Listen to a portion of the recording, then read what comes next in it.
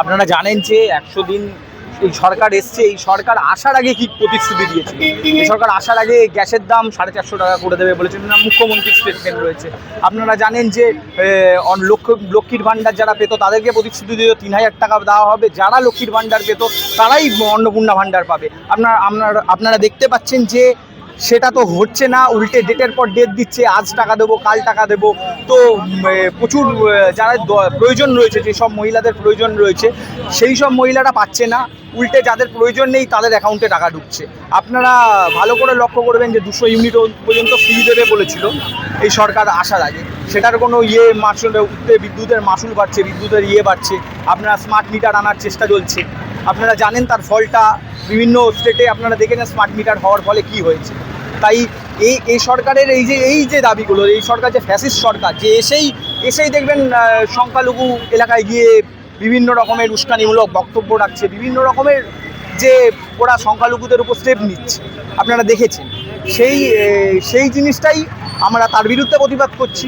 আমরা পথে নেমেছি এর জন্য যে এই সরকার 100 দিন হয়েছে, তার প্রতিশ্রুতি সে ভঙ্গ করেছে, এখনও সে প্রতিশ্রুতি কোনোটা রাখতে পারেনি। তারা উল্টো দিকে গুন্ডা দমন আইন এনেছে। আপনারা দেখলেন যে সিজিবি আন্দোলনে অংশগ্রহণ করেছিল বলে আব্দুলের বাবাকে মেরে দেওয়া হলো, আব্দুলের উপরে অ্যাটাক হলো।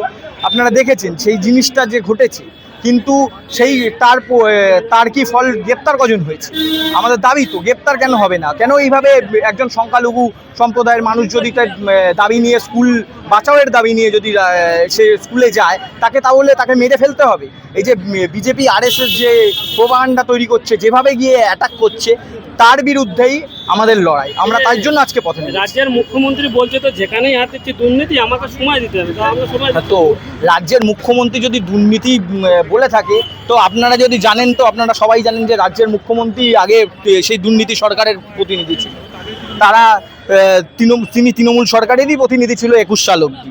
তারপর তাহলে তিনিও সেই সরকারের দুর্নীতির অংশধারী না?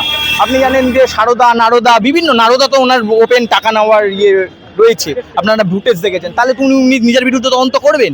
উনি করবেন না। উনি আসলে মানুষকে বোকা বানাচ্ছেন যে দুর্নীতির বিরুদ্ধে দুর্নীতিগ্রস্ত নেতাদের অ্যারেস্ট করা হবে। আপনারা দেখেছেন যে অভিষেক ব্যানার্জিকে আজ অ্যারেস্ট করবে, কাল অ্যারেস্ট করবে, রোজ ডাকছে, কিন্তু তা হচ্ছে না। তিনি বিদেশ যাওয়ার পারমিশনও পেয়ে গেলেন কোর্ট থেকে।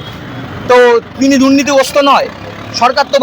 সরকারের যে বিজেপির প্রতিনিধিরা, তারা তো বলেছিল যে অভিষেক ব্যানার্জি দুর্নীতিগ্রস্ত, মমতা ব্যানার্জি দুর্নীতিগ্রস্ত, তাহলে তাদের বিরুদ্ধে তো অ্যারেস্ট করা হয়নি। আপনারা দেখেছেন যে আমাদের তারাতলা অঞ্চলে একটা ঘটনা ঘটলো, যে প্রায় 60 জনের মতো মানুষ মারা গেল, যে ভেঙে পড়লো বিল্ডিং। তখন কি বললো? ববি হাকিমকে আমরা গ্রেপ্তার করব। ববি হাকিমকে গ্রেপ্তার করেনি তো। আপনারা দেখবেন ববি হাকিম পিএসসির চেয়ারম্যান হয়ে গেল, পিএসসি কমিশনের চেয়ারম্যান হয়ে গেল। তার যে মন্ত্রীর প্রায় সমতুল্য তিনি হয়ে গেলেন, তার বিরুদ্ধে কোনো অ্যাকশন হলো না। কিন্তু বিধানসভায় দাঁড়িয়ে বললেন যে উনি সই করেছিলেন সেই প্ল্যানে। তাহলে কি দেখুন, মুখ্যমন্ত্রী এক কথা মুখে বলছেন আর এক কাজ করছেন, মুখে লোক দেখানো মান করছেন। বলছে তৃণমূলের 15 বছর যেমন আমরা তদন্ত করব, ফাইল খুলবো, এর সাথে সাথে বামপন্থীদেরও ফাইল খোলা। আরে দেখুন, বামপন্থীদের ফাইল করবেন, উনি যে সরকারের আগে ছিলেন, সেই সরকারও বলেছিল যে বামপন্থীদের ফাইল খুলবে। আজ পর্যন্ত সেই ফাইল খোলেনি তো। তার কিছু না থাকলে কোথা থেকে পাবে? কিন্তু তৃণমূল সরকারের যে আগে যে মুখ্যমন্ত্রী, যে আজকের বর্তমান মুখ্যমন্ত্রী, কিন্তু আগে তৃণমূল ছিলেন, তিনি সেই সরকার তো দুর্নীতিগ্রস্ত ছিল। তিনি যদি সেই সরকারের 15 বছরের ফাইল খোলেন, তাহলে 15 বছরের ফাইল খুললে তো ওনার নামেও তো বিভিন্ন কেস থাকবে, বিভিন্ন শিক্ষক দুর্নীতি, ছাত্র দুর্নীতি, বিভিন্ন শিক্ষকদের যে চাকরির দুর্নীতি, সেটা তো উনিও যুক্ত। যতই উনি এড়িয়ে অন্য দলে চলে গিয়ে নিজেকে বাঁচানোর চেষ্টা করুন, কারণ ওয়াশিং মেশিনে পড়ার চেষ্টা করুন না, উনিও দুর্নীতিগ্রস্ত। এটা তো সবাই জানে। তাহলে 15 বছরে ওনাকেও অ্যারেস্ট করা হবে? এটা হবে? আপনারা জানেন সে শিল্পমন্ত্রী হয়েছে তিনি যখন তৃণমূল কংগ্রেসে ছিলেন। তারপর তখন তার বিরুদ্ধে পুরো দুর্নীতি মামলায় তাকে তদন্তে ডাকা হয়েছিল। তারপর সে বিজেপিতে চলে গেল, আজ মন্ত্রী হয়ে গেল, তার বিরুদ্ধে কোনো তদন্ত হচ্ছে? আপনার কোনো কিছুরই তদন্ত সম্পূর্ণ হবে না। কেন? আমি তো সেটাই বলছি যে দুর্নীতিগ্রস্ত ফাইল খুলুন না। যদি দুর্নীতি থেকে থাকে তাহলে সেই ফাইলটা খুলুন। আর 15 বছরের ফাইলের মধ্যে, সেই ফাইলের মধ্যে থাকবে, সেই ফাইলের মধ্যে শুভেন্দু অধিকারীর নামটাও থাকবে। যেসব তৃণমূল নেতারা আজকে বিজেপির মন্ত্রী হয়েছে বা নেতা হয়েছে, তাদের নামটাও তাহলে থাকবে। তাহলে সেই অনুযায়ী ফাইলটা খুলুন। যদি কোনো বাম নেতা দুর্নীতি করে থাকে তারও শাস্তি হোক।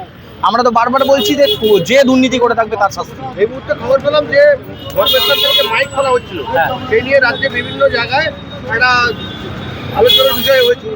হ্যাঁ। এটা রাজ্য সরকার ইতিমধ্যে বলেছে আমাদের কোনো নির্দেশ নেই, কারা বা কাদের কোথায় মৌখিকভাবে এই মাইক খুলে আমরা বলতে পারবো। হ্যাঁ, তাহলে যদি নির্দেশ না থাকে তাহলে কাদের কথায় মসজিদ থেকে মাইক নামছে এটা বলুন। মানে গোপনে নির্দেশ দিচ্ছে, আবার এখানে সবার সামনে বলছে আমাদের নির্দেশ নেই। কেন? কোর্টের কাছে তাকে বাঁচতে হবে।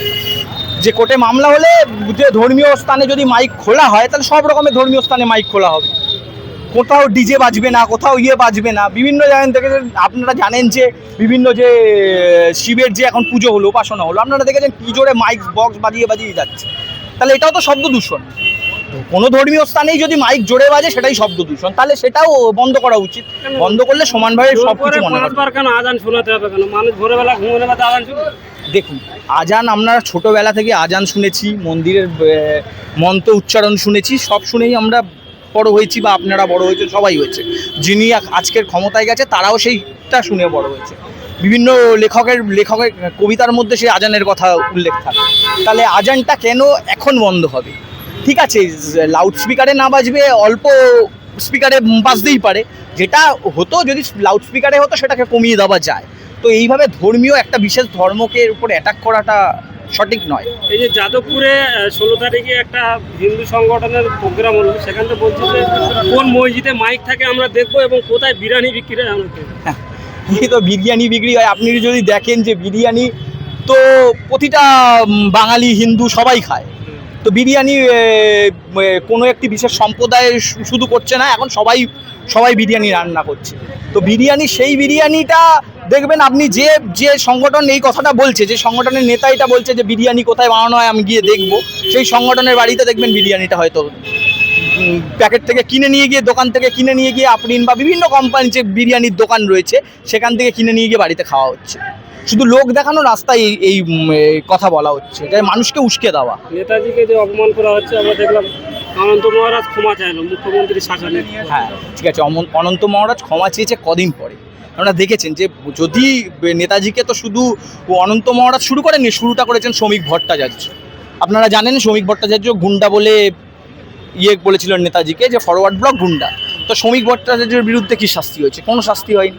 আপনারা দেখেছেন যে তারপরে অনন্ত মহারাজ আরও সোশ্যাল মিডিয়ায় বিভিন্ন নেতাজির বিকৃত ছবি নিয়ে পোস্ট করা হচ্ছিল। সেই বিরুদ্ধে বামেরা পথে নেমেছে। আপনারা দেখেছেন যে নেতাজি যে আমাদের যে আদর্শ, যে নেতাজির আদর্শকে সামনে নিয়ে আমরা এগিয়ে যাই, যে স্বাধীনতা সংগ্রামে নেতাজির অবদান কেউ ভুলতে পারে না, সেটাকে ছোট করে দেখানোর জন্য এটা একটা চক্রান্ত চলছে। এই চক্রান্তর বিরুদ্ধেই আমরা সোচ্চার হচ্ছি। আপনারা জানেন নেতাজিকে ছোট করে দেখিয়ে বিভিন্ন জায়গায় দেখবেন আপনার শ্যামাপ্রসাদের নামে রাস্তা হচ্ছে। রাস্তা নেতাজির নামকরণের রাস্তা, সেটা শ্যামাপ্রসাদের নামে হয়েছে, রামপুরহাটে হয়েছে। পরবর্তীকালে মানুষের চাপে সেই রাস্তার নাম বদল করতে বাধ্য হয়েছে সরকার। তো এটা করেছে। আপনারা জানেন এটা শুরুয়াত এখন হয়নি, কিন্তু আপনারা জানেন খিদিরপুর পোর্ট, যে পোর্ট, সেই পোর্টের নাম ছিল নেতাজি সুভাষের নামে, সেখানে শ্যামাপ্রসাদের নাম জুড়ে দেওয়া হয়েছে। আপনারা দেখেছেন। তো এইটা শুরু এখন হয়নি, শুরু আগের সরকারের সময় থেকেই শুরু হয়েছে, যেহেতু কেন্দ্রীয় সরকারের পোর্ট সেটা চেঞ্জ করেছে। তো রাস্তার যদি নামকরণ করতে হয়, নামকরণ করুন না, কারণ নাম বদলে নামকরণ না করে যে রাস্তা একটু ভালো, দাঁড়ান একটু বলে নিই, আমি বলছি আপনাকে। রাস্তাটা যাতে একটু ভালো করুন, আগে রাস্তা ভালো করুন, তারপর নাম বদল করবেন। আপনাদের ইচ্ছা যার নামে রাখার ইচ্ছা রাখতে পারেন, কিন্তু আগে রাস্তার হালটা ফেরান। তো আরএসএসের একটা মানে আপনারা বলবেন এজেন্ডা টাইপের, যে শ্যামাপ্রসাদকে সামনে বড় করে দেখাতে হবে। আপনারা যারা ইতিহাস ঠিক করে পড়েছেন তারা জানেন শ্যামাপ্রসাদের ভূমিকা কি ছিল স্বাধীনতা আন্দোলনে। তিনি মুসলিম লীগের মন্ত্রিসভার মন্ত্রী ছিলেন, আপনারা সবাই সেটা জানেন। তো সেই সময় এই দাঙ্গা হয়েছিল, যেটা নিয়ে বলে ক্যালকাটা কিলিং বলে, তো ছিল সেই সময় হয়েছিল নিশ্চয়ই। সেই সময় কি করেছিলেন, কি দায়িত্ব পালন করেছিলেন আপনারা জানেন যে তিনি মুসলিম লীগের সাথে হিন্দু মহাসভা জোটবদ্ধ হয়ে বিভিন্ন জায়গায় সরকার গড়েছে। তো তো এইখানেই হচ্ছে শ্যামাপ্রসাদেরকে বড় করে দেখানো আসল কারণ হচ্ছে যত বড় বড় স্বাধীনতা সংগ্রামী যারা শহীদ হয়েছেন, যারা লড়াই করেছেন, তাদেরকে ছোট করে দেখানোর চেষ্টা, যেমনি নেতাজিকে ছোট করে দেখানোর চেষ্টা, নেতাজির নামের রাস্তা শ্যামাপ্রসাদের নামে করে দেওয়া, এই ষড়যন্ত্র চলছে সরকারের তরফ থেকে। সরকার ডাইরেক্ট বলছে না, কিন্তু সরকারের তরফ দিয়ে চলছে। এটা ওদের বিভিন্ন সংগঠন যেগুলো রয়েছে RSS এর নিয়ন্ত্রিত সংগঠন, তারাই কাজ চালাচ্ছে।